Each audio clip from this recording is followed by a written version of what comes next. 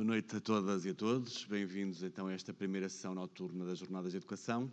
Acabamos de ver o aluno Ivo Santos, é um jovem sanjoanense que estuda no ensino secundário articulado de dança, na escola Ginasiano, que tem um polo aqui na nossa cidade. Interpretou e é também autor da coreografia da música Arpeggi de Kelly Lee Owens. Para moderar o nosso painel da noite, chamo o Dr. Alberto Santos, que é membro do Conselho Executivo da Confederação Nacional das Associações de Pais, a quem peço que conduza os trabalhos a partir de agora.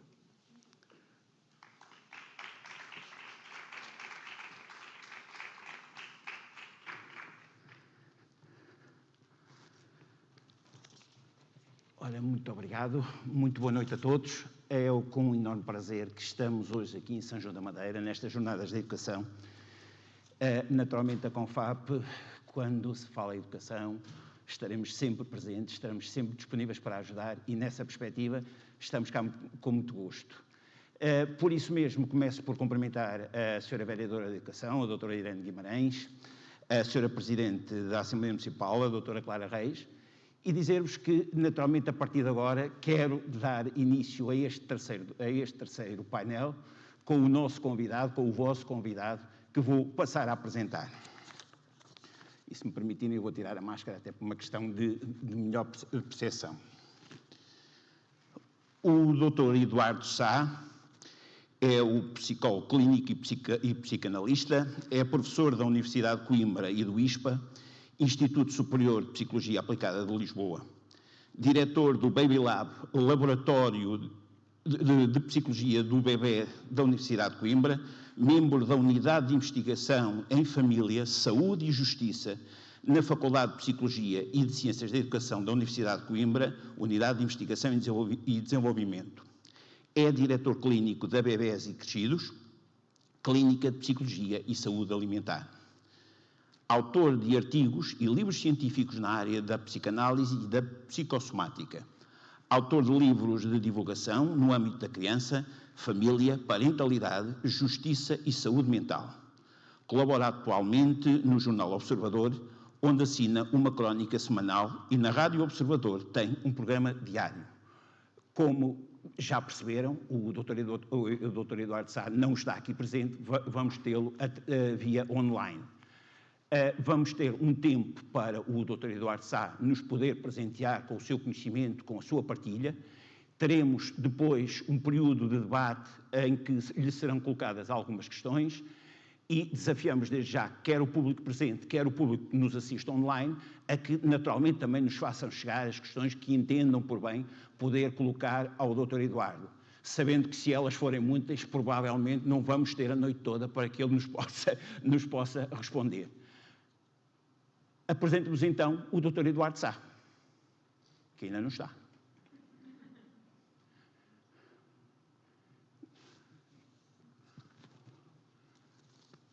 Bom, de qualquer forma é aquela fase em que nós temos que ganhar aqui algum tempo para que efetivamente as coisas possam acontecer.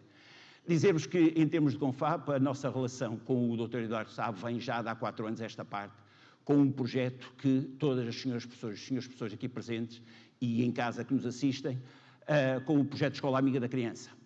É um projeto que o Dr. Eduardo Sá, em boa hora, nos desafiou e que tem sido um sucesso para também permitirmos que as escolas do país, e sei que São João da Madeira todos os anos faz gáudio de ter projetos em cada concurso da Escola Amiga da Criança, possamos mostrar efetivamente aquilo que as escolas são, muito para além daquilo que é as notas e o normal processo de ensino-aprendizagem. Acreditámos no primeiro ano, e dizia o nosso presidente da CONFAP, até pelo momento em que foi lançado, que não teríamos mais de 100 candidaturas. Tivemos 1000, e foi lançado em novembro de 2017. Em ano de pandemia foi o ano que mais candidaturas tivemos das nossas escolas, o que significa que, apesar das dificuldades, apesar das vicissitudes, tivemos as nossas escolas a continuar a trabalhar, mesmo tendo ido da escola para casa, com todas as dificuldades que isso implicou. Percebemos que as escolas tinham a necessidade de mostrar aquilo que fazem muito mais para além do currículo. E é isso que foi o desafio que o Dr. Eduardo Sá nos colocou para que, em conjunto, pudéssemos desafiar as escolas a mostrar as suas boas práticas. E conto sempre este exemplo como o paradigma daquilo que é o sucesso da Escola Amiga. Ainda antes da pandemia, salvo erro, na segunda edição, estávamos em Viana do Castelo e um senhor professor agarrado à placa veio a chorar, bater-nos nas costas, a agradecer, e nós dissemos, só estamos a reconhecer, efetivamente, aquilo que é o vosso trabalho, aquilo que é o trabalho dos vossos alunos. Pois é, mas a nossa orquestrazinha da nossa escola do primeiro ciclo, que era uma orquestrazinha pequenina, ao fim de 25 anos, alguém a reconheceu. E é isso que nós queremos, mostrar que a escola tem que ser uma escola de felicidade, em que os alunos efetivamente se sentem motivados, e eles sentem-se motivados, e nós sabemos o tanto que as nossas escolas fazem, o tanto que as escolas de São João da Madeira e do país fazem, muito para além do currículo, mas faltava comunicar. Foi esse o desafio. A tal aragem de ar fresco que o Dr. Eduardo Sá dizia quando nos apresentou, enquanto mentor do projeto, que seria a Escola Amiga da Criança, eu diria que ao fim da 4ª edição, e os resultados devem estar aí a sair, de facto essa aragem está a começar-se a instalar. Como ele dizia, é o ranking subversivo das notas, ou seja, mostrarmos que provavelmente por razões diversas, a escola que provavelmente possa ter ficado no último lugar do ranking, provavelmente terá o primeiro lugar na Escola Amiga da Criança, porque por razões diversas os resultados académicos podem não ser aqueles que serão expectáveis, mas continuam a trabalhar na formação do adulto, na formação da pessoa e a fazer projetos verdadeiramente fantásticos. É isso que a Confab também procura no seu dia-a-dia e procura trabalhar em conjunto com as escolas, em conjunto com as associações de pais, em conjunto com os municípios, em conjunto com as federações das associações de pais, para que efetivamente o ensino possa melhorar. E por isso, em boa hora, o nosso presidente, Jorge Ascensão, aceitou o repto do Dr. Eduardo Sá para que fosse a Confab a trabalhar o projeto no terreno, fosse a Confab capaz de disseminar. E estamos convencidos que a 5ª edição ainda será melhor, a 6ª e por aí fora, porque as nossas escolas são, de facto, de excelência. As nossas escolas são claramente escolas onde vale a pena estar. E por isso também nós dizíamos, em tempo de pandemia, que as escolas eram os locais mais seguros para se poder estar, apesar de tudo. Por isso, é óbvio que com um parceiro de longa data, com outro convidado obviamente seria dentro, mas com um parceiro que tanto comunga dos nossos princípios, é sempre um prazer e uma satisfação grande. Estou a ver que o Dr. Eduardo Sair já está? Muito bem. E peço desculpa, que é o que na gíria diz, encher chouriços, não é? Mas de alguma forma relacionado também com o convidado nesta perspectiva. Parece que está difícil abrir o sinal em Coimbra, não é?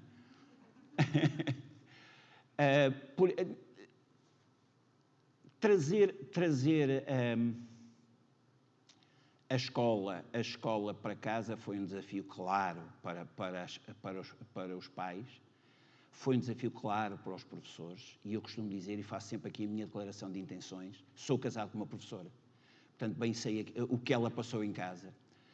E o mérito, sem dúvida nenhuma, foi de todos, mas um bem-aja aos senhores professores também, pela capacidade que tiveram de ultrapassar, e por muita uma expressão, muitas iliteracias digitais que à altura existiam e que hoje, fantasticamente, vejo os senhores professores a dizer, de facto, todos defendemos o presencial. Sabemos que há aprendizagens que são necessárias recuperar, algumas não sei se serão recuperadas, mas que, efetivamente, esses senhores professores dizem, mas eu não quero perder aquilo que, efetivamente, ganhei neste tempo de pandemia. Muitas competências digitais, em toda brincadeira conto, algumas das lá de casa, fui eu que resolvi à minha mulher. E então ouvia depois, ao longe, ela a mostrar aos colegas aquilo que tinha aprendido, que eu tinha acabado de lhe dizer como é que se fazia. Mas ainda bem, porque efetivamente foi assim que foi possível evoluir e que foi possível que, de alguma forma, o dano na educação, o dano na aprendizagem não fosse assim tão grande quanto isso. Mas o momento agora também é desafiante, não só na recuperação das aprendizagens, mas sabendo que ainda há muitas limitações, nomeadamente, como eu costumo dizer, com o adereço da moda, que efetivamente passou a estar a fazer parte do nosso cotidiano, a máscara e todas, obviamente, os cuidados, porque a pandemia, apesar de tudo, ainda aí está, o desafio tem que ser de todos para que, efetivamente, a escola possa funcionar. Tem que ser das escolas, em primeiro momento, mas também tem que ser das famílias. As famílias têm que perceber que, naturalmente, têm que colaborar com a escola, como a escola tem que perceber, de uma forma muito clara, que a família também faz parte do processo. E, por isso, essa colaboração, esse envolvimento, essa capacidade tem que ser, sem dúvida nenhuma, cultivada, criada, intensificada, consolidada e, naturalmente, e olhando aqui para as duas autoridades aqui à minha frente autárquicas, onde o município tem uma palavra fundamental. Até porque o advento da descentralização de competências também está, não é?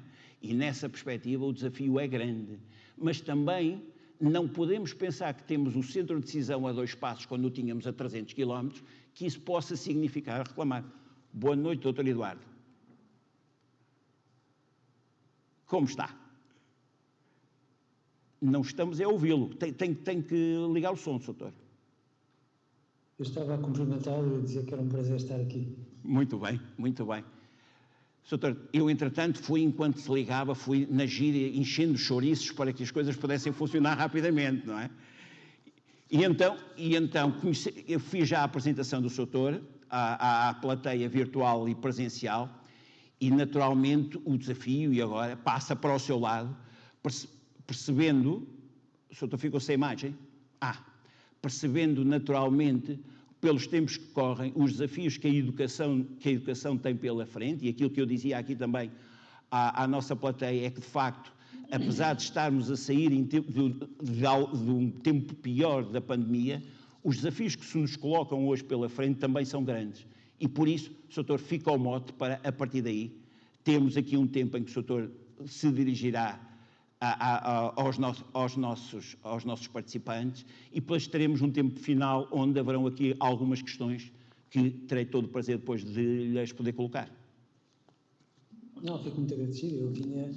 Eu vinha sobretudo para a conversa, portanto, agora apanhei-me quase de surpresa. E se me permite só uma pequena interrupção, já lhe falei do nosso projeto chamado Escola Amiga da Criança. Tenho uma vaga ideia. Conhece, não é? Conhece assim vagamente.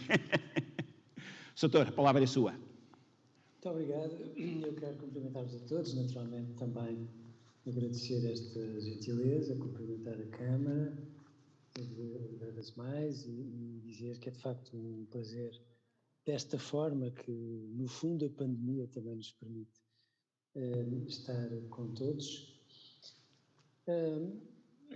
Eu entendo que a pandemia trouxe grandes desafios e muito sinceramente acho que os desafios foram superados de uma forma invulgarmente brilhante pelos pais e pelos professores. Se nos dissessem que estaríamos tanto tempo fechados em casa com os nossos filhos, todos em teletrabalho, fazemos da nossa sala uma espécie de open space onde tudo acontecia. Aulas, reuniões de trabalho, mãe quer ir à casa de banho, pai tendo fome, essas coisas do género. Nós não acreditaríamos que conseguíssemos sair de tudo isto com o equilíbrio e a saúde mental que, no fundo, acabámos por descobrir que somos capazes de ter. Por outro lado, eu acho que as escolas, os professores em particular, deram uma prova inacreditável. Se, de algum modo, nós imaginássemos comissões e outras áreas de decisão para que, de algum modo, chegássemos a um entendimento em relação à introdução das novas tecnologias na educação, teríamos já consumido imensas comissões, imensas horas de reunião e teríamos chegado à conclusão de que, de facto, as coisas mereceriam grupos de trabalho e provavelmente ficariam por aí. E, no entanto, os professores deram provas de uma generosidade e de uma versatilidade absolutamente fora de lugar. Adaptaram-se em tempo recorde, em tempo absolutamente recorde, a todas as limitações que, entretanto, tudo isto lhes trouxe, acabaram por vencer barreiras das mais diversas maneiras para corresponderem à sua missão de ensinar, e aí os professores deram uma lição incrível, de uma benevolência e de uma determinação que eu acho que talvez não tenha merecido todo o impacto público que de algum modo isso representou. Acho que o próprio Ministério, no meio da surpresa, a segunda quarentena talvez já não seja uma surpresa tão justificável para quem de alguma forma analisa estes processos, mas no meio da surpresa tentou adequar-se. Aquilo que a mim me preocupa, para vos falar com franqueza, é o dia depois da manhã, e o dia depois da manhã é o ano letivo que agora começa. E este período trouxe, e ainda só estamos na pandemia, se me der licença, este período trouxe mudanças muito grandes.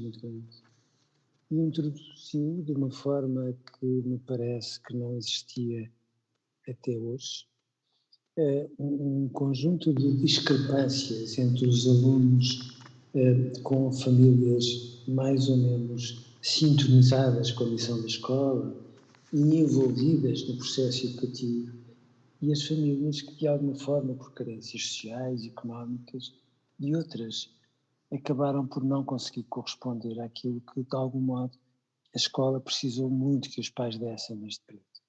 E, portanto, as desigualdades sociais agravaram-se e acentuaram-se como nunca. A escola perdeu o rasto, perdeu literalmente o rasto a muitos alunos. Os números não nos deixam mentir. O rendimento escolar traduzido em notas subiu com a quarentena, o que levou a supor, muitos diretores de escolas, muitos professores e muitas escolas deste país, o que levou a supor que, de facto, muitos desses desempenhos não eram tanto avaliações individuais, seriam mais trabalhos de grupo, às vezes com pais, de uma forma criticada, parece-me a mim, e irmãos mais velhos a responderem a testes quando, no fundo, era suposto que fossem os próprios alunos. E, portanto, eu tenho medo que se tenha criado, que se tenha ficado no ar uma ideia de uma normalidade que está a voltar e que eu não acho que seja assim. Eu acho que os nossos filhos, depois destes períodos longos em que estiveram privados de escola, este período teve uma grande vantagem. Eles fizeram declarações de amor à escola, como provavelmente não terão feito nos anos anteriores. Mas este período privado de escola, privado de relações sociais e privado de toda a dinâmica que implica uma escola, uma sala de aula e uma relação com os professores, deixou sequelas. Os nossos filhos mais inseguros e atualmente mais tímidos deram-se lindamente com o ensino à distância. Os nossos filhos mais sintonizados com a vida, com a felicidade, com a dinâmica das escolas, pelo contrário, reagiram mal e saudavelmente, digo eu, acabaram por ter oscilações de rendimento, quebrando algum do rendimento, porque eles precisam do jogo, da competitividade, da rivalidade, para terem, no fundo, os desempenhos que, no fundo, estão de facto ao alcance deles. Este ano letivo é um ano letivo muito desafiador, porque, no fundo, vai exigir às escolas que tentem nivelar, dentro do que é possível, de novo, as relações dos diversos alunos de uma forma tão próxima de uns dos outros como é possível. Recuperar aprendizagens não é uma coisa que se consiga com aulas de compensação, não é, obviamente, um desafio que se consiga com um mês de revisões e outras coisas do género, implica seguramente um ano letivo híbrido, onde é suposto que eles tenham novos conhecimentos, mas é sobretudo suposto que, de alguma forma, nós os possamos resgatar para um desafio de acertarem o passo com a escola, com tudo aquilo que ela vai trazer de novo. Há, todavia, alguns aspectos, quando se fala do futuro, que eu acho que são muito importantes também de trazermos. Porque eu não me canso de chamar a atenção, e a Escola Amiga da Criança, com o patrocínio preciosíssimo da Confap e com o apoio igualmente precioso da LAIA, tem-se preocupado a chamar a atenção para um conjunto de iniciativas que os professores, aqui mais do que as escolas, claro, com o apoio das escolas, mas com a determinação dos professores, que faz com que nós possamos perceber que os professores, uma vez mais, de uma forma discreta, estão a fazer projetos magníficos, em todas as escolas, de todos os níveis de ensino, que no fundo fazem com que a escola esteja a mudar quase sem se dar por isso. Nós hoje não podemos continuar a ter uma ideia de aluno como se os nossos filhos estivessem mais ou menos entre o século XIX e o século XX. Não podemos continuar a imaginar que os nossos filhos aprendem no zero, à mesma velocidade e da mesma maneira. Até porque os nossos filhos, desde muito cedo, eventualmente até cedo demais, têm no bolso muitas enciclopédias num único aparelho que faz com que eles tenham fontes de informações inacreditáveis, muitas delas enviesadas, e que precisem muito da escola como o contraponto de muita poeira que tanta informação lhes dá, porque de facto, ao contrário do que aquilo que a escola às vezes imagina, mais informação não é por inerência mais conhecimento. Mais informação pode ser mais conhecimento se a escola se reinventar e se os professores puderem de facto fazer aquilo que eles fazem muito bem, como ninguém, aliás, no sentido de criar o cimento que una fontes de informação tão diferentes, modos de aprendizagem tão diferentes e, no fundo, dando-lhes uma capacidade de pensar pelas suas cabeças. Eu não me canso de dizer que, se nós olharmos para a história da humanidade, nós temos o desafio, como pais, nós temos o desafio mais sério que alguma vez a humanidade enfrentou. Temos pessoas cada vez mais escolarizadas, cada vez mais informadas, mas se repararem, nós, com a idade dos nossos filhos, tínhamos pontos de vista muito diferentes, mas depois tínhamos sempre a ideia de que a realidade tinha uma dimensão de correção sensata. A realidade tinha um comprimento de onda que nos unia a todos. E quando nós levantávamos voo demais, chocarmos com a realidade era uma maneira de termos um contraponto que nos fazia sermos humildes, percebermos as nossas limitações e crescermos com tudo isso. Hoje, quando os nossos filhos clicam, a realidade que lhes chega não é uma realidade tal qual nós a vivemos à medida do nosso crescimento. É uma realidade que resulta de todos os cliques que eles fazem e da forma como, nomeadamente, a Google agrupa as áreas de interesse e os pontos de vista deles, criando, no fundo, a ideia de que a realidade deles está mais próxima da realidade que alguma vez ela pode ter estado. Ou seja, os nossos filhos estão a crescer com muitos enviesamentos em termos de informação e a escola precisa de ter esta noção, porque não basta dar-lhes as disciplinas com os métodos que foram sendo usados, até porque, volto a dizer, muitas vezes as escolas utilizam quadros interativos e continuam a imaginar que as crianças pensam como pensavam no século XIX ou como se pensava que elas pensavam no século XIX. As crianças não aprendem da parte para o todo, a escola muitas vezes continua a imaginar isso. As crianças chegam à escola com uma sabedoria já muito consistente sobre muitas coisas. A escola nem sempre se escuta como devia, e portanto este contraditório, que é uma função nobre da escola, vai ser cada vez mais uma exigência que se vai pedir aos professores, e eles vão ser mais importantes não tanto por aquilo que ensinam, mas pelas pontes que fazem entre aquilo que ensinam e tudo aquilo que os alunos já sabem, mesmo que muitas dessas coisas, vamos lhes chamar assim, tenham enviesamentos que resultam desta passagem, esta abertura franca que eles têm para grupos, para assuntos e para muitas leituras oblíquas da realidade. Nós temos um desafio muito grande em mãos, e eu acho que às vezes os pais, na sua generosidade de pais, na sua bondade, sobretudo, são um bocadinho precipitados.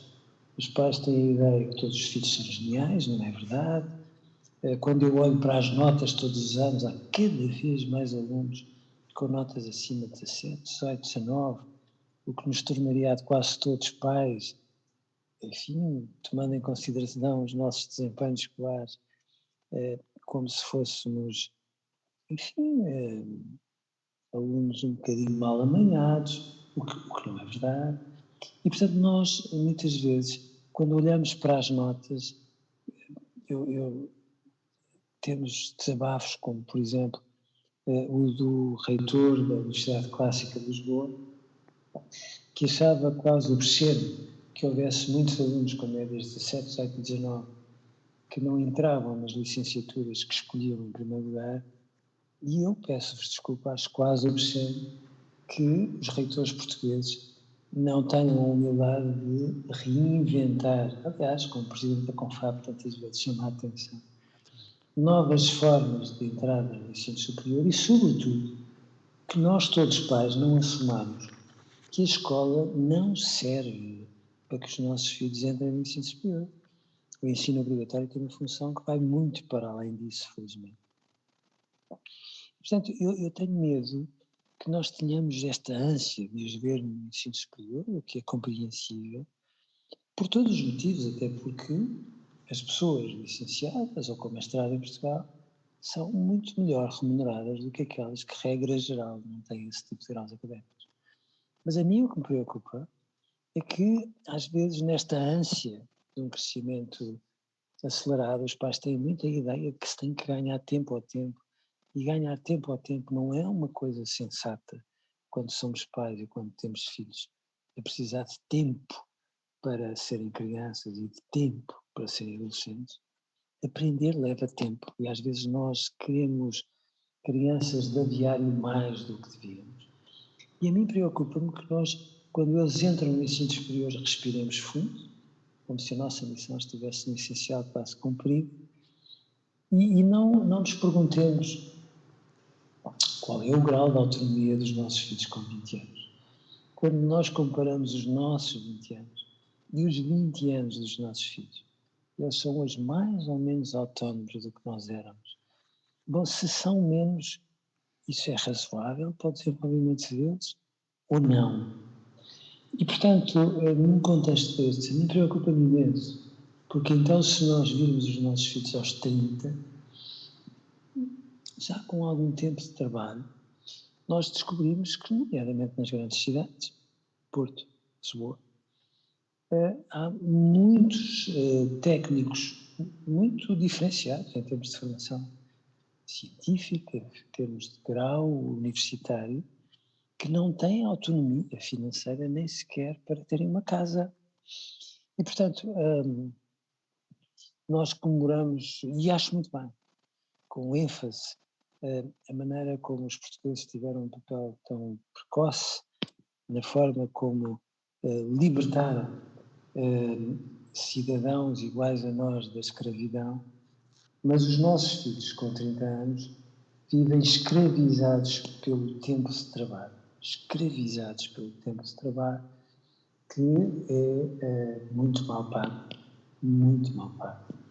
O que faz com que eles, na casa dos 30, ainda não tenham autonomia para ter uma casa. Muitos vivem em quartos, muitos dividem casas, como se fossem adolescentes mais crescidos. E mesmo que às vezes namoram, enfim, entendam constituir uma família, adiem até não poderem mais projetos de parentalidade, porque um filho pode custar até 75 euros por dia. Muito dinheiro. E, portanto, nós não precisamos muito, todos nós. E acho, sinceramente, que com o facto de dar exemplos inacreditáveis ao poder político, independentemente das cores do poder político, nós precisamos muito de refundar a escola, pensando no século XXI. Os desafios que nós temos são, hoje, únicos. Enquanto famílias, enquanto comunidade, enquanto sociedade e enquanto escola. Porque nós temos que muito rapidamente perceber que os desafios que temos em mãos são inacreditáveis. A pandemia ajudou-nos a perceber que afinal toda aquela omnipotência que todos nós fomos construindo inevitavelmente, como não? Nós pegamos num telemóvel e acendemos as luzes de casa, percebemos como é que está o alarme, somos capazes de perceber se chove, se não chove. A técnica dá-nos uma ideia da omnipotência. E depois um pequeníssimo, insignificante vírus para o mundo, para a economia. A economia tenta recuperar, mas todas as áreas da economia neste momento estão agora sim a manifestar as sequelas de todo este impacto pandémico, e desde os automóveis à matéria-prima mais diversa, tudo está a bater recordes em termos de preço, porque as sequelas da pandemia, enfim, estão aí e de alguma forma vêm um bocadinho para ficar. As questões climáticas que nós fomos assobiando para o ar, como se no fundo fossem muito longínquas. Vejam, quando o vírus apareceu na China, nós fomos sensíveis, mas imaginámos que a China era quase mais ou menos em Vênus, e de repente o vírus entrou-nos pela porta dentro. Bom, e a crise climática é uma coisa terrível que vai atacar, de facto, a vida dos nossos filhos, já está a acontecer. Chamamos a atenção para um outro assunto que eu não compreendo porque é que o poder político tem tentado ignorar, que é a crise da natalidade. As perspectivas é que em menos de 40 anos este país tenha menos 4 milhões de pessoas, portanto passaremos a ser 6 milhões, o que faz com que tudo, o sistema de reforma, tudo tenha um impacto absolutamente gritante. E eu chamo a atenção disto porquê? Porque eu fico muito assustado quando, ao falar com adolescentes, tentando perceber quais são os sonhos que eles têm, os sonhos que eles invariavelmente têm passam por sair daqui. É normal, é compreensível. Os adolescentes têm a ideia que o mundo fora daqui é um país de maravilhas. É um mundo mais fácil, onde se ganha mais. De facto, se estivermos na Alemanha, um supermercado é mais barato. Se estivermos em Barcelona, o preço das casas não é mais caro do que em Lisboa, antes pelo contrário, mas os transportes públicos e outros bens, curiosamente, são mais em conta. E nós temos que perceber que os nossos filhos têm a ideia de que não podem ter sonhos. Quando são adolescentes, eles querem ganhar muito dinheiro. E nós vamos na onda, porque nós, muitas vezes, se os nossos filhos têm o azar de ter boas notas em português e matemática, pegando em 2 exemplos, é tremendo, porque a pressão que as escolas fazem, e que os pais de alguma forma não deixam de fazer, é terrível, porque é quase como se eles tivessem que ou ir para a engenharia aeroespacial ou para a gestão na Universidade Nova. A medicina começa a ficar cada vez mais constipada e a engenharia biomédica a ganhar pontos, como se compreende, mas é como se, no fundo, nós quiséssemos muito que eles ganhassem dinheiro muito depressa, muito dinheiro muito depressa, e fazemos tudo ao contrário. Porque os nossos filhos, com estas notas inacreditáveis, parecem uns craques, uns génios. Não são génios. São miúdos que têm ajudas como nós nunca tivemos, que têm equipas a trabalhar para eles, mal, a meu ver, como nós nunca tivemos, e os pais muitas vezes respiram fundo com a entrada na universidade e esquecem-se que o nível de reprovação no primeiro ano dos cursos, a forma como se muda de curso e a desistência do ensino superior é cada vez mais acentuada. A moda é eles fazerem uma espécie de gap year, que é como quem diz: eu percebo que tenho uma formação, mas já percebi que não tenho vida e que não sei nada da vida e que esta informação se calhar não chega de tudo aquilo que eu imaginei. E, portanto, eles não têm sonhos. É quase como se, no fundo, eles não quisessem perspectivar-se em função do futuro, porque eles têm noção que o futuro, tal como nós o estamos a construir, nós, os pais, não é um sítio tão apetecível assim. E eles têm a noção que muito dificilmente vão conseguir ter o nível de vida que os pais tiveram. E, portanto, o futuro traz desafios sociais, traz desafios políticos no sentido nobre do termo, traz desafios económicos e educativos inacreditáveis. E eu continuo a achar que o mundo muda de dentro para fora das escolas.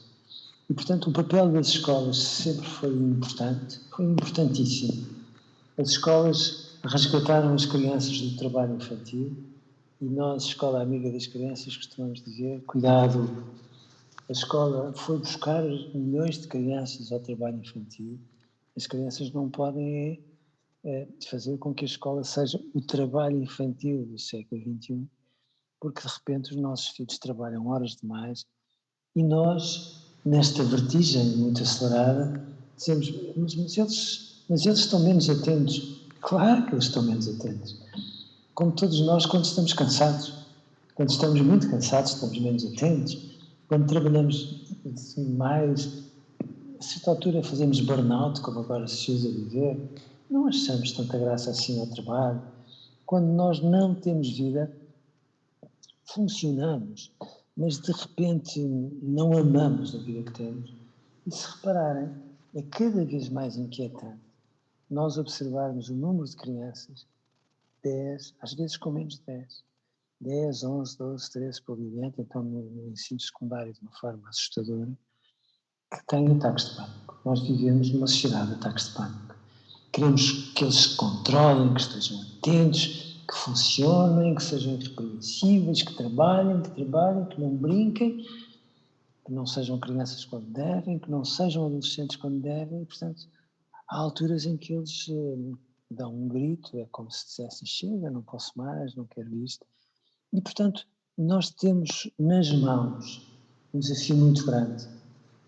Lembro-vos que a educação ambiental dos pais fez na escola. Foi a escola que trouxe a educação ambiental para dentro das famílias, mais do que pode parecer. E, portanto, a escola tem um desafio hoje fascinante. Não se trata de escolarizar as crianças só. Trata-se de não permitir, eu sublinho não, de não permitir que a escola acentue desigualdades sociais, desigualdades geográficas, desigualdades económicas. Não pode. A escola é, de facto, o fator maior de democraticidade que o mundo conhece, mas a escola não pode ficar presa a tudo aquilo que são os modelos educativos que a fundaram. Tem que se reinventar em nome de um futuro que traz desafios cada vez maiores e que faz com que o papel dos professores seja hoje ainda mais precioso, mais indispensável e mais matricial do que alguma vez foi.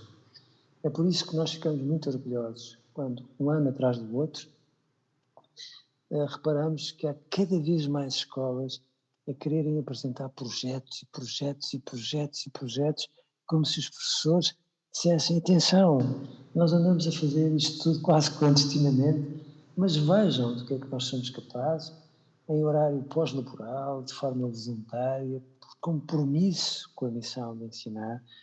E eu acho que sim, que este exemplo que a Confap deu a este país, os pais a dizerem assim, olha, atenção, nós estamos tão comprometidos com a mudança das escolas que queremos dizer aos professores, nós estamos convosco, nós queremos ser o veículo que faça com que o vosso trabalho mereça o respeito e a admiração que só tem que merecer, mas eu acho que os professores e os pais têm em conjunto uma missão única, que é de perceberem todas as condicionantes que o futuro está a trazer aos nossos filhos, anteciparem-nas e criarem respostas na escola para que eles não sejam apanhados de surpresa.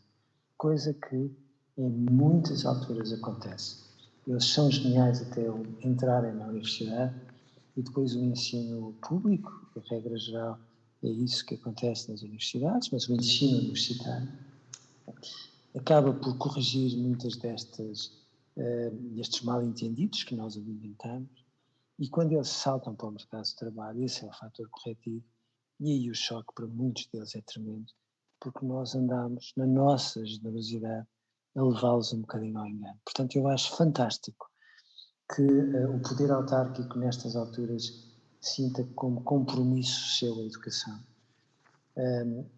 Eu não acho que o poder central não funciona, mas acho que as autarquias têm um lado muito bonito, porque nos distritos que votam à esquerda há muitas autarquias que são de direita, considerando estas clivagens que talvez não sejam tão rigorosas como deviam, mas tem esta pluralidade, esta abertura e uma agilidade a criar soluções que de facto nos faz palpitar por mais respostas amigas da regionalização, quem sabe, que faça com que a escola se adapte cada vez mais, se descentralize, porque lá está, nós não podemos continuar a esperar que o sistema educativo assente no poder central.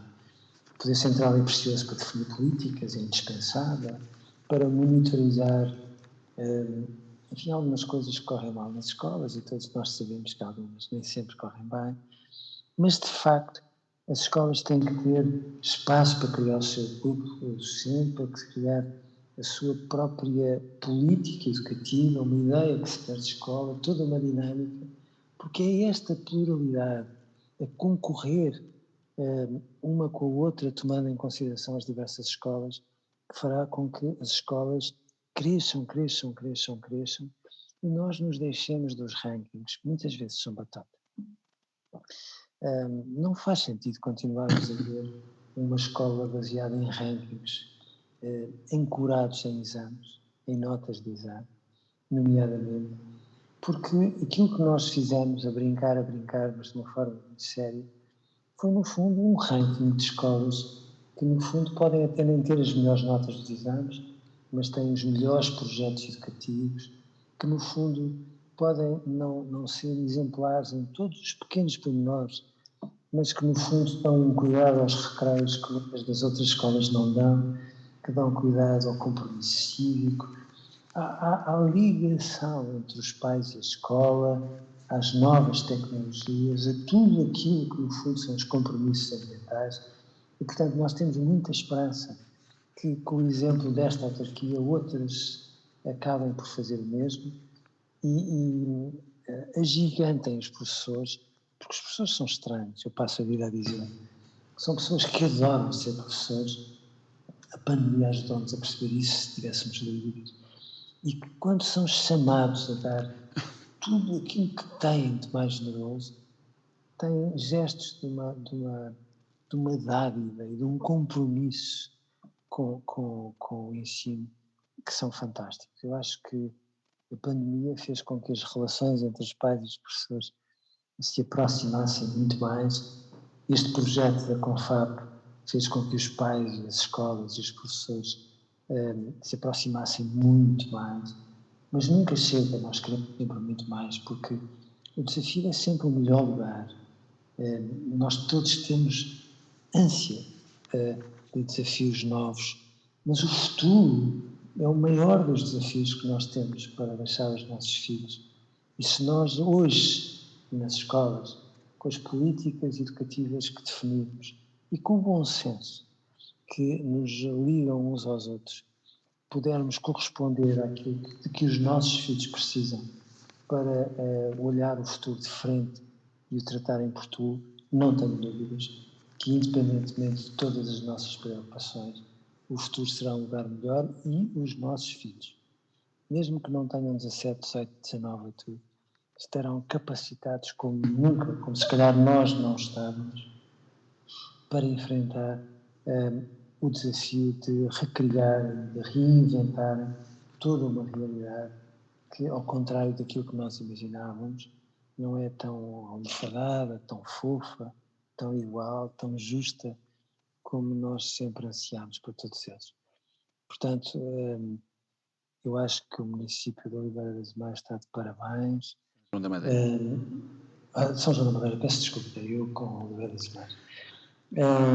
E acho, sinceramente, que quando a Confap se envolve em projetos desta natureza e de uma forma inacreditável, com um espírito de missão que me deixa arrepiado, tal é o trabalho que faz, e eu não tenho dúvidas que vai continuar a ajudar a mudar a escola e a fazê-lo de forma a que ela seja um lugar tão apetitoso que, em vez de nós observarmos abandono escolar, sucesso educativo, os nossos filhos queiram cada vez mais fugir para a escola, que é um sítio absolutamente magnífico, mas que não substitui as famílias, nem substitui a infância e a adolescência que eles precisam de ter. Obrigado pela vossa atenção. Muito obrigado, Sr. De facto, é um prazer ouvi-lo e, antes de mais, e no que diz a respeito à Confap, obviamente também tenho que agradecer as palavras que nos dirige, sabendo bem do trabalho que vamos desenvolvendo. E, enquanto falava, fui revisitar o primeiro texto que escreveu a propósito da Escola Amiga da Criança. E deixava aqui um desafio para o comentário. E o Sr. à paz das tantas, diz: as crianças entram na escola a perguntar porquê, e de uma forma incompreensível perdem muito depressa o engenho de pôr perguntas, de pôr em dúvida e de questionar. Concluía fazendo-lhe a primeira pergunta, porque já tenho aqui o telemóvel inundado delas e lhe vou colocar algumas. Qual é a escola ideal, face àquilo que o Sr. aqui disse hoje, e efetivamente todos comungamos que mais do que nunca, perante os desafios, este trabalho, esta comunhão do trabalho entre a escola e a família é fundamental. E então, se as nossas crianças, no modelo de escola que hoje têm, perderam essa capacidade de perguntar porquê, de questionar efetivamente, que escola ideal é que nós deveríamos ter? Eu não acho que seja preciso uma escola ideal. Não acho de tudo. Mas acho, sinceramente, que aquilo que nós observamos na primeira edição deste projeto, quando chegámos a um local deste país que, de uma forma absolutamente engenhosa, trouxe os alunos para a direção da escola e fez com que, ao estarem envolvidos na gestão da própria escola, os níveis de absenteísmo, os níveis de sucesso educativo, tudo se tem alterado, passaram a ter mais sucesso educativo, passaram a estar mais na escola, a envolverem-se mais na escola. Eu acho, sinceramente, que nós não podemos continuar a centralizar tudo, não podemos continuar a imaginar que temos que estar todos escravos das metas educativas. Elas são importantes, mas nós não podemos medir a aprendizagem dos nossos alunos pelo número de palavras que lêem no minuto e outras coisas do género. Precisamos de mais do que isso. E, portanto, eu gostava muito que os pais e os professores gerissem em conjunto as escolas.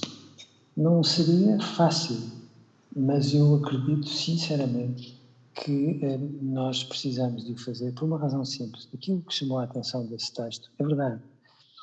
Nós continuamos a achar que as crianças, quando entram na escola, estão a aprender do zero. É mentira. As crianças, quando entram no jardim de infância, já têm um conjunto de conhecimentos absolutamente inacreditável. E têm um vocabulário, às vezes, absolutamente impactante. No primeiro ano de escolaridade, muito longe estão elas do zero. E repare, nós valorizamos mais a forma como elas respondem do que as perguntas que elas são capazes de fazer. Nós temos que refundar toda esta ideia de escola, porque nós precisamos que as crianças ponham problemas à escola. A função fundamental da escola é pôr problemas às crianças, a função fundamental das crianças é porem problemas às escolas. Às vezes os pais, as mães, para dizer a verdade, porque as mães são mais expressivas nisto tudo, às vezes as mães, com a vaidade que só as mães são capazes de ter, e um amor desmedido, as mães costumam dizer com uma vaidade fora de lugar que qualquer coisa como o meu filho não me põe problemas. E eu, percebendo a bondade das mães, sorrio e digo-lhes sempre, por favor, não diga isso. Não perca a esperança, porque a função de um filho é pôr problemas aos pais. Porque quanto mais um filho põe problemas aos pais, mais os pais crescem com as respostas que vão ser obrigados a descobrir em função de cada pergunta ou de cada problema que eles dispõem. Essa não é uma escola ideal, é uma escola que sabe escutar. E eu peço-vos desculpa, a escola ainda é demasiado expositiva. A escola ainda tem uma ideia de avaliação que é demasiado individualizada, onde se criou muito aquela ideia de que as coisas têm que estar na ponta da língua. Não têm que estar na ponta da língua. É mais sério ser capaz de discorrer sobre um problema do que ter a resposta certa àquilo que o professor entende que é a resposta certa. E, portanto, a escola ideal é uma escola que saiba escutar melhor do que aquilo que tem feito. A escola não por imposição dos professores, mas por imposição de um conjunto de regras que muitas vezes partilha aos professores e não permite que os professores deem todo o seu potencial como eles tanto gostavam de dar. Os professores são mais importantes pelas histórias que contam, pela paixão com que transmitem o gosto pela geografia, pelo português, pela educação visual, ou seja, pelo que for, do que propriamente quando cumprem à risca o programa. E, portanto, nós temos que pôr pais e professores a repensar as escolas cada vez mais com autonomia,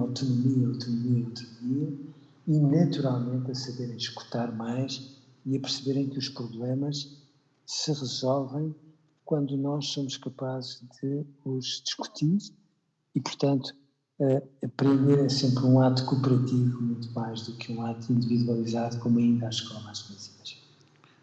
O Sr. perguntava-lhe, e há bocado falou bem daquilo que tem sido uma luta em relação ao modelo de acesso ao ensino superior, e cruzava com uma questão que vem dos nossos participantes, que diz: sistemas de rankings, idolatra os melhores, será que os melhores são felizes? Saberão dobrar roupa, colocar no estendal? E eu acrescentava: será que não é a altura de uma vez por todas mudarmos o modelo de acesso e se calhar termos alunos mais felizes? Mas sabe, eu tenho medo da palavra felicidade, não me interpreta mal. Eu acho que enfim, fazendo minhas as palavras de um grande poeta português, é urgente que sejamos felizes. Mas a mim preocupa-me que mesmo em relação à escola amiga da criança, às vezes possa construir-se a ideia de que nós queremos alunos felizes, ponto.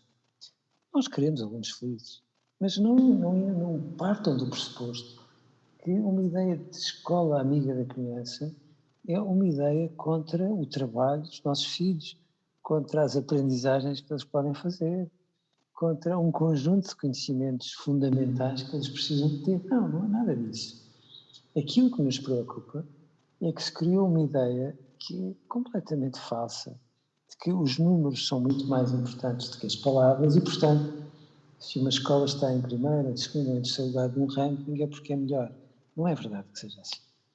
Não interpretem isto, por favor, como se eu estivesse agora nas entrelinhas a fazer qualquer observação contra o ensino particular e cooperativo. Não estou. Há boas e más escolas em todas as áreas do ensino e, portanto, não é.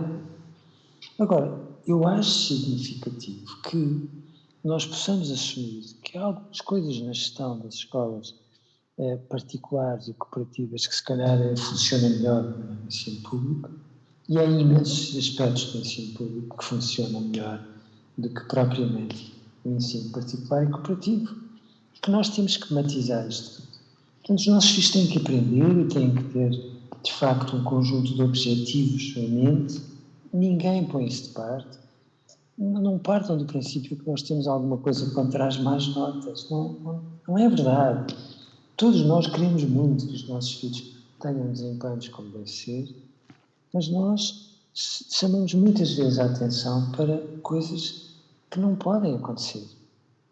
Devo dizer-vos que na altura das provas de aflição, eu comecei a ser contactado por muitas crianças que me chegavam de determinada escola, não interessa qual, com a suspeita de terem dislexia. E quando apareceu a primeira, nós avaliámos devidamente. Quando apareceu a segunda, avaliámos. Quando começámos a perceber que elas vinham todas da mesma escola e que já não eram 2 ou 3, eram muitas, mandaria o bom senso, como aconteceu, que nós perguntássemos o que é que está a acontecer. E nós demos conta que aquilo que estava a acontecer é que as escolas eram provas de aflição, meu Deus, só isto. Eram meninos pequeninos, estão a ver, primeiro ciclo. E aquilo que estava a acontecer é que estavam a tentar arranjar ali um estratagema para que as crianças, na altura das provas de aflição, tivessem um bocadinho de tempo mais para fazerem as provas e, portanto, as probabilidades de terem melhores resultados aumentassem. Muitas vezes é quase a caricatura do que se passa na questão dos rankings. Que a mim preocupa-me. Preocupa-me porquê? Porque de repente se banalizou. Imagino que alguns de vós ficarão zangados comigo. A ideia de que já não são rankings, são quadros de honra, quadros de excelência, quadros de mérito. Permita-me interrompê-lo. Eu lembro-me de uma expressão, também sua, a propósito da escola amiga, que seria um ranking subversivo das notas. Claro.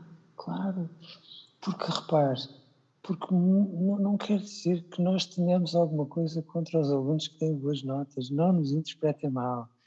Mas algumas dessas boas notas são feitas como, dou-vos alguns exemplos, com mães a estudar pelos filhos, a sublinharem os resumos e, de alguma forma, a trabalharem para eles com a bondade das mães, como se compreende. Mas, por favor, o que é que se ganha com isso? Com explicações demais.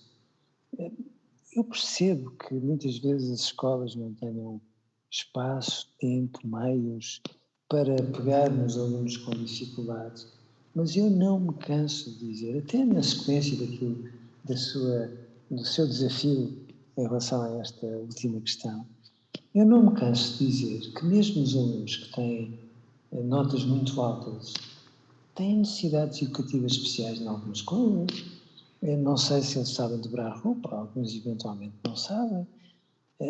Ainda há algum tempo havia ministros que se gabavam de não saber como é que se usava um multibanco, porque era a mãe que lhes levantava o dinheiro. Eu não sei se isto faz com que fiquemos descansados com a competência desse ministro, por exemplo. E, portanto, de que é que nós ganhamos se eles tiram notas que muitas vezes são empolgadas por muitas pessoas que trabalham para eles, quando na realidade, às vezes, não sabem jogar a bola, em vez de se estarem a misturar uns com os outros, agarram-se ao telemóvel, peço desculpa. Eu acho que a escola amiga da criança, a minha querida Luísa, enfim, agora vai-me ralhar, como ela tantas vezes faz, mas eu acho que a escola amiga e a Confab, em particular, devia assumir que devia ser proibido o uso de telemóvel na escola pelos nossos filhos. Se o telemóvel ficar na mochila, qual é o mal? Agora, telemóvel, por favor, telemóvel no recreio, porquê? E há escolas que então, durante a pandemia, incentivaram o uso do telemóvel. E, portanto, nós estamos a criar uma ideia que não é razoável. E, portanto, esta ideia de quadros de excelência, de mérito, de rankings, etc., cria a ideia de que, no fundo, nós estamos a fazer na escola aquilo que muitos pais fazem nas escolinhas de futebol. Eles querem que os miúdos saibam a ética do desporto? Não. Querem que eles aprendam a ser agressivos com maneiras? Não. Eles querem que eles usem o corpo e a cabeça, porque o desporto tem esta grande capacidade, não é? De usarmos a cabeça, o corpo e a alma tudo ao mesmo tempo. Isso é tão importante para crescermos uns com os outros. Não.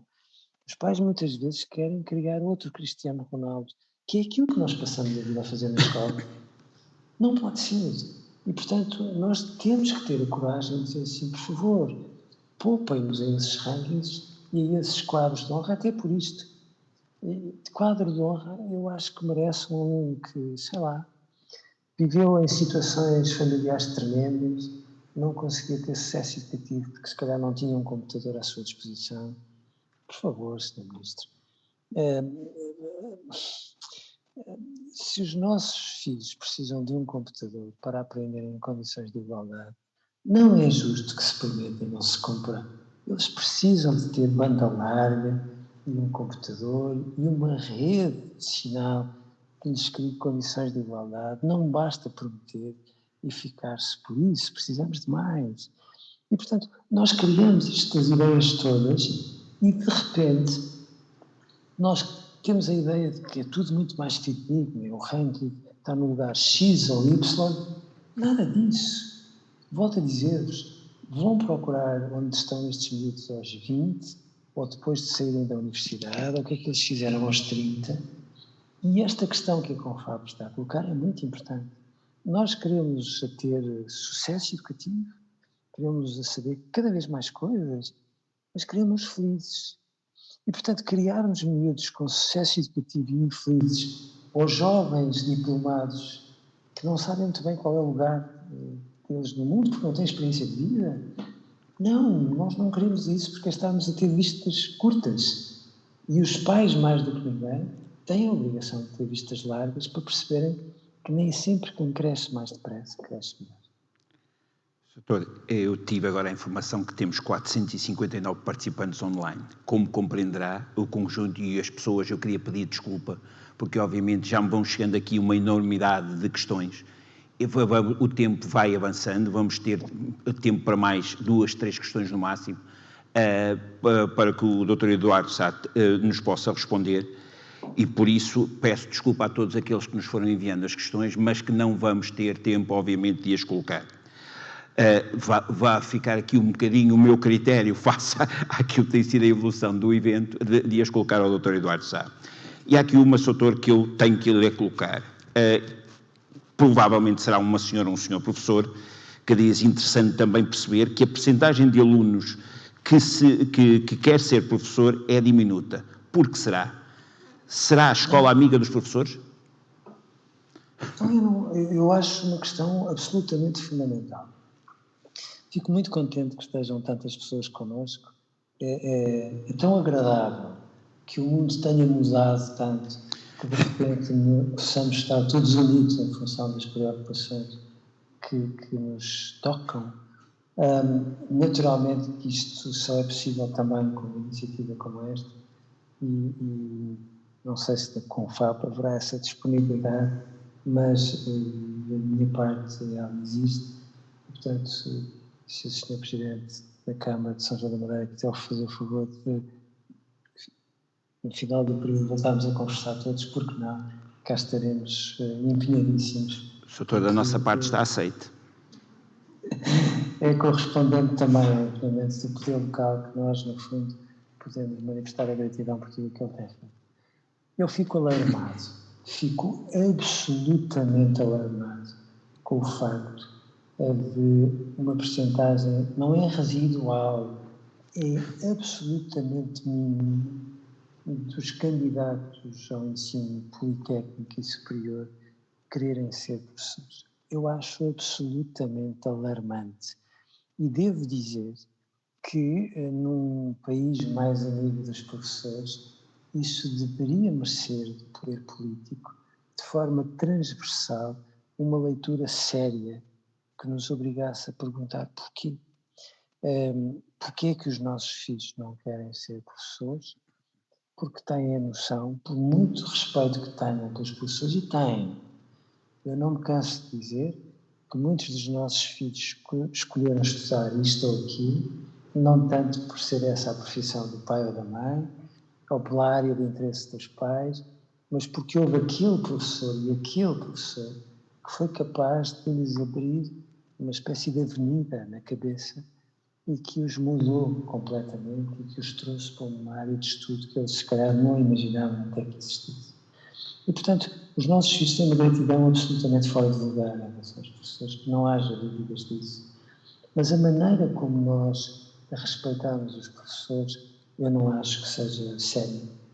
Eu volto a dizer, nós agradecemos muito aos médicos, aos enfermeiros, aos auxiliares de saúde, aos bombeiros, etc., por tudo aquilo que fizeram em plena pandemia. Eu acho que essa gratidão nos fica bem.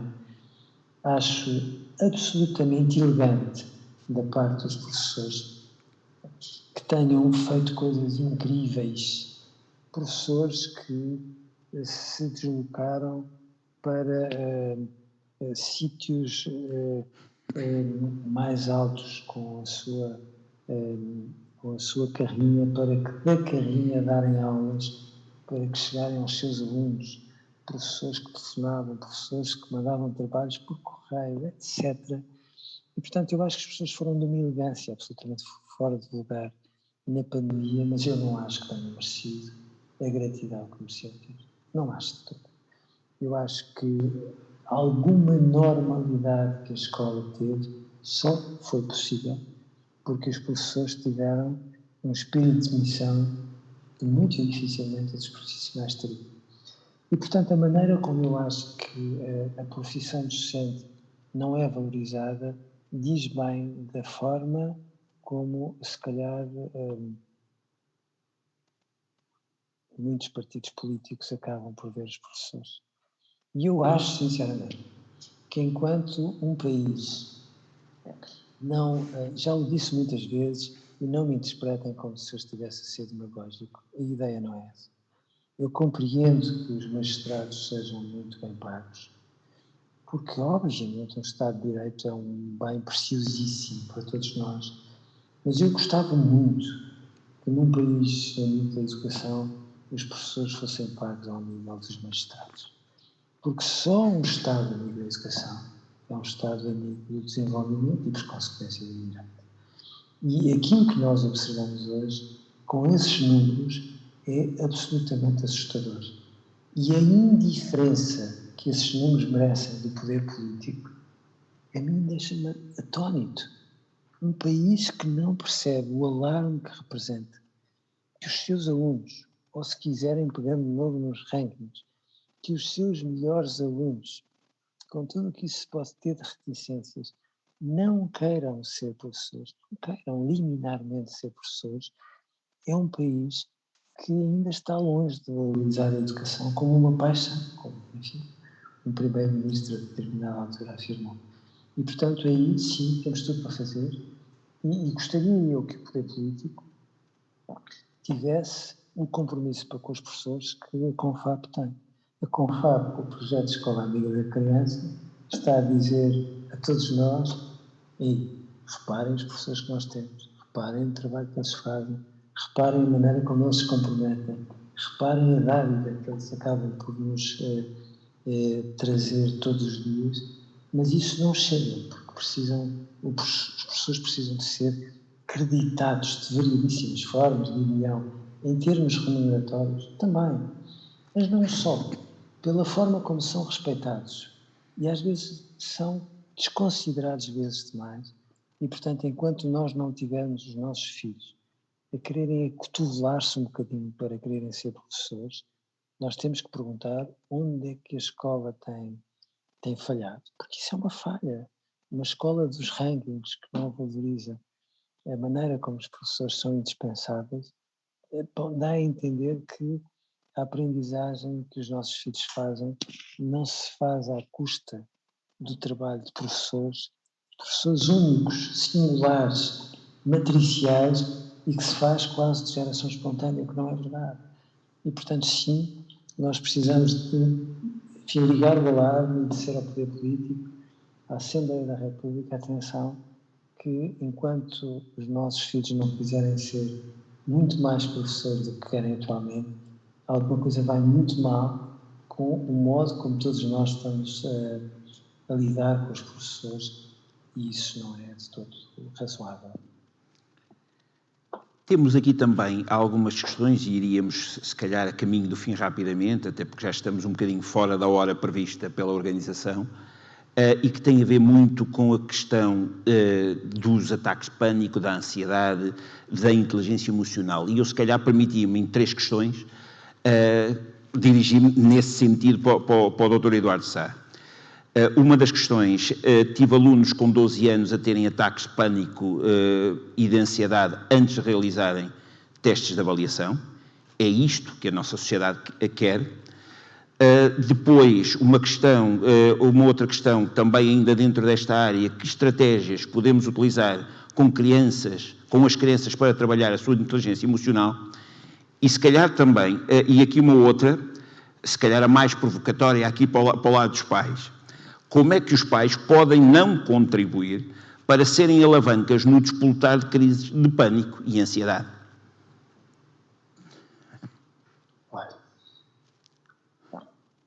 Eu acho que nós produzimos os melhores pais que a humanidade já produziu. Os pais hoje são muito mais implicados na educação dos filhos, planeiam como nunca a educação dos filhos. Esta altura de setembro é um inferno para a maior parte das famílias, porque é montar toda a logística que implica as várias áreas de formação dos nossos filhos. É uma coisa tremenda, muito, muito, muito difícil, que faz com que os pais tenham que ter uma capacidade de se adaptarem a muitos, muitos compromissos dos filhos, de uma forma que nem sempre é fácil de conciliar com o seu trabalho e com a sua vida familiar. Mas eu acho que os pais têm que perceber que a escola não é o mais importante da vida dos filhos. O mais importante da vida dos filhos é a relação que eles têm com a infância, com a adolescência e com a família. E, portanto, não é por eles estarem mais tempo nas escolas que, de alguma forma, aprendem melhor. Era muito bom que os pais tivessem noção disso. Por outro lado, repara, eu acho muito importante que os nossos filhos passem algum tempo na escola. Não acho tão razoável assim que vivam fechados na escola.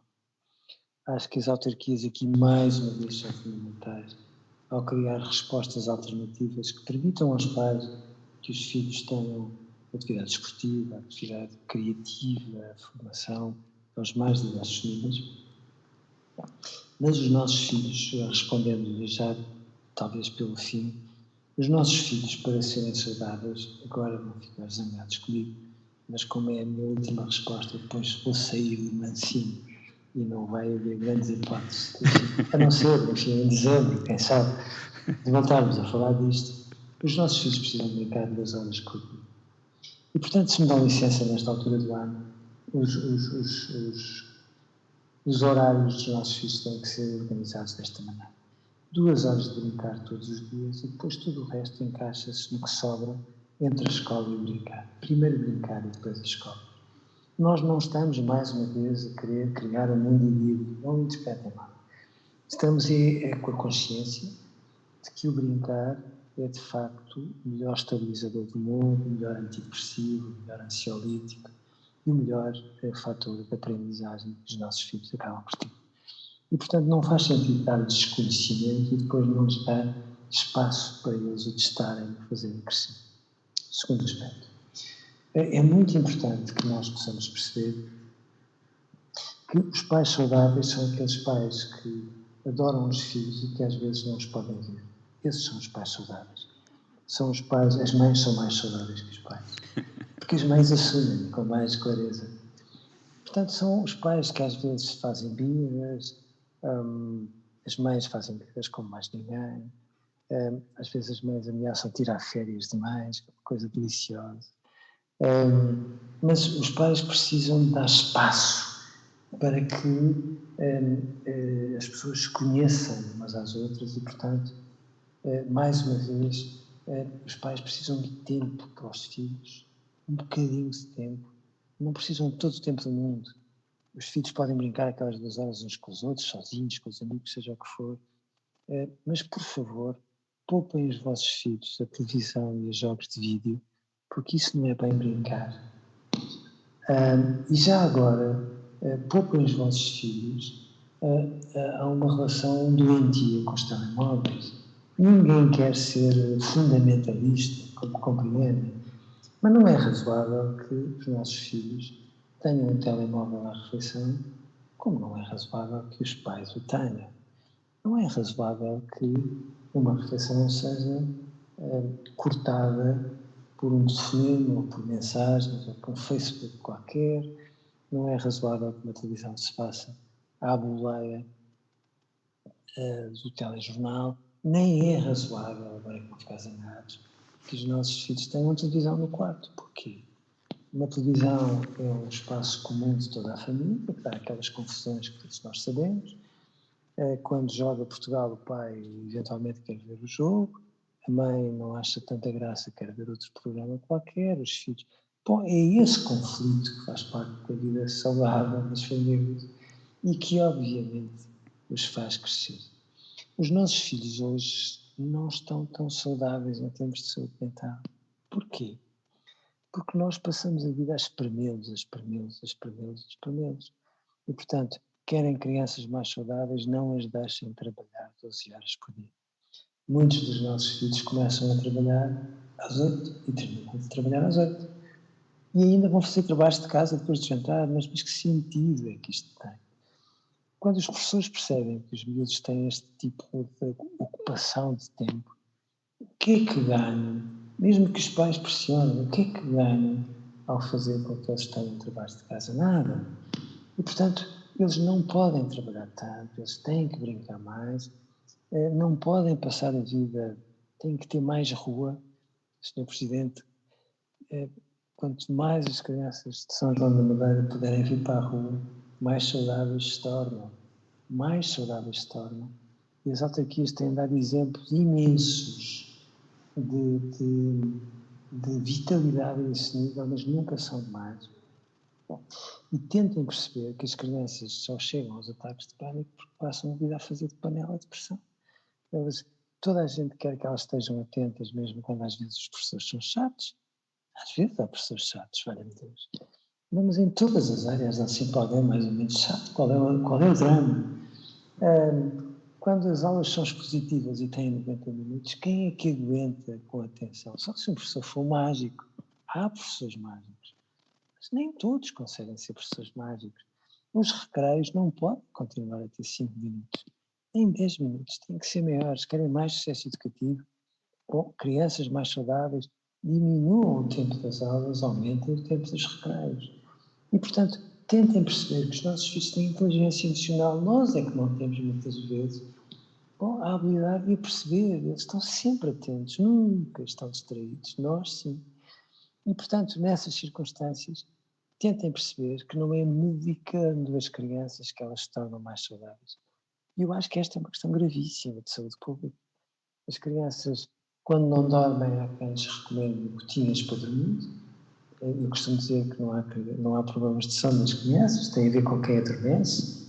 E não me interpretem como se eu estivesse a dedicar para as mães, porque, valha-me Deus, as mães no primeiro ano, nos 2 primeiros anos de um filho, passam por tortura do sono como mais ninguém.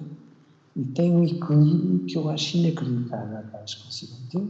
Portanto, é natural que quando estão mais tempo, os bebés não consigam dormir. As crianças, quando parecem mais vivas, toda a gente diz que são hiperativas. Há uma epidemia típica de crianças hiperativas em Portugal. Felizmente, elas são muito mais saudáveis do que esse diagnóstico supõe, mas há muitos milhões de doses de metanfetaminas que são trazidas para o crescimento das crianças como se, no fundo, não fosse muito claro se é um tratamento, se é uma espécie de poção mágica. Tome de segunda a sexta e suspenda nos fins de semana e nas férias. Isto é um tratamento. Há cada vez mais crianças adolescentes, crianças mais crescidinhas, que tomam ansiolíticos e antidepressivos.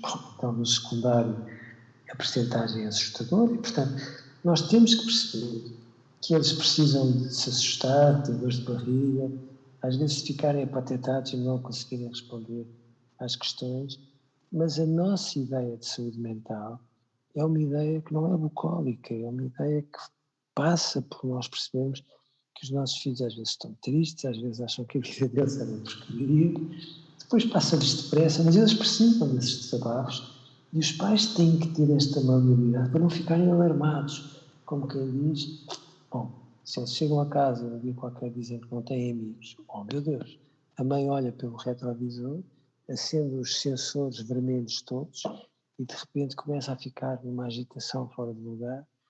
Os pais saudáveis são assim, mas nós precisamos de ajudar mais os pais a conhecer os filhos e acho que este projeto, ainda por cima protagonizado pela Confab, pode criar formas de ajudar os pais a conhecer os filhos, a perceberem mais uma vez qual é a razão de ser deste ou daquele comportamento, como é que se resolve, e cá estamos nós, escola amiga, para ajudar em tudo o que for preciso. E, portanto, não podemos fazer com que a escola seja uma espécie de amiga dos ataques de pânico. A escola é um sítio muito mais razoável.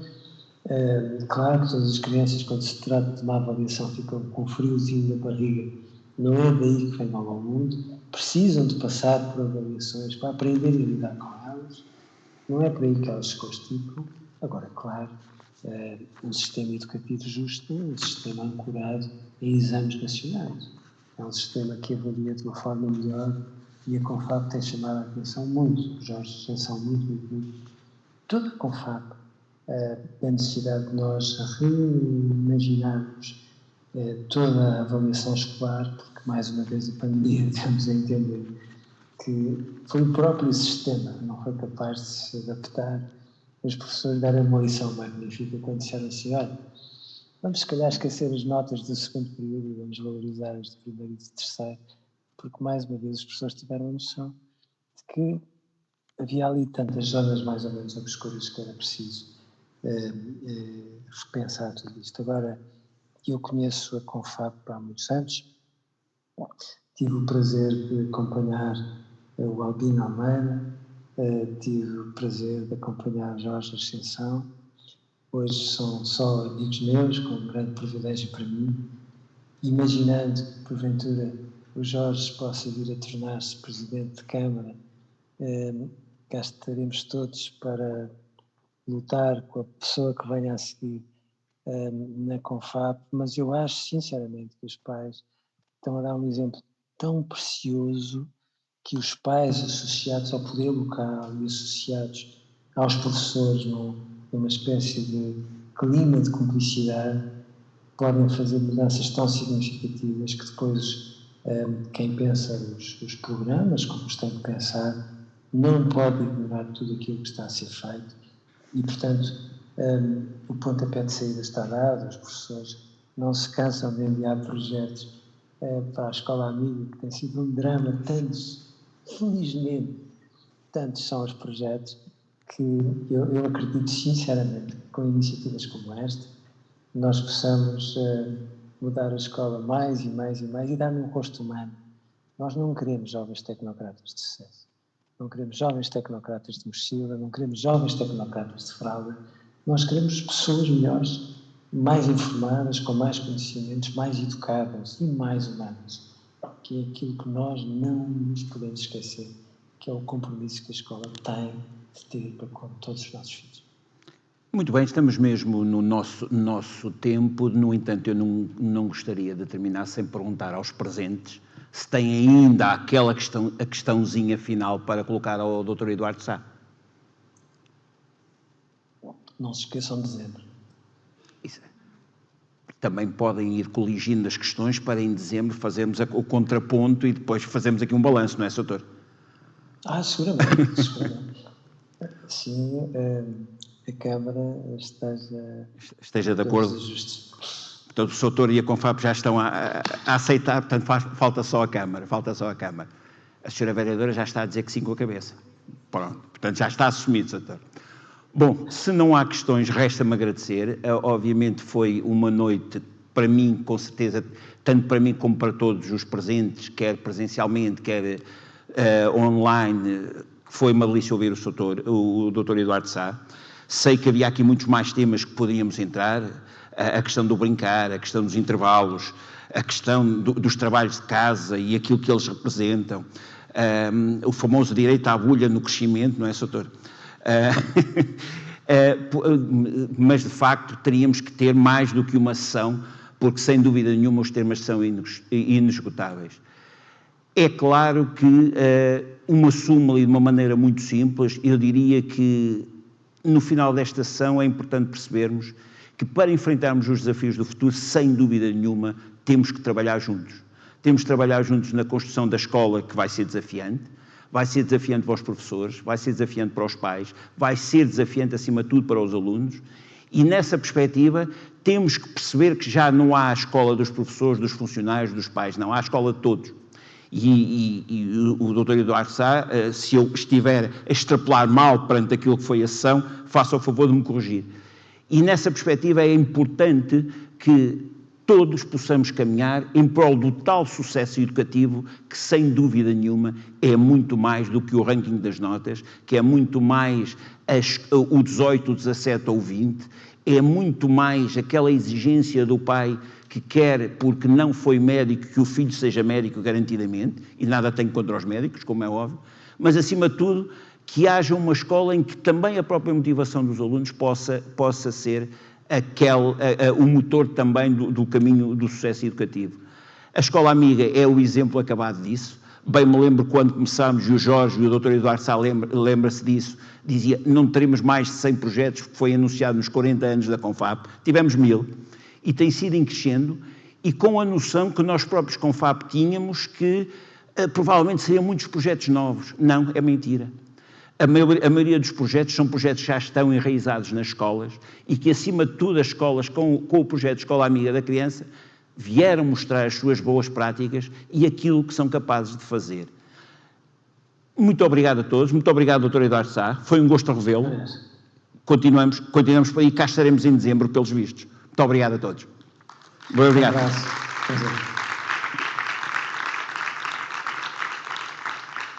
Para acabar, queria anunciar aos participantes que os trabalhos amanhã têm início às 9h30.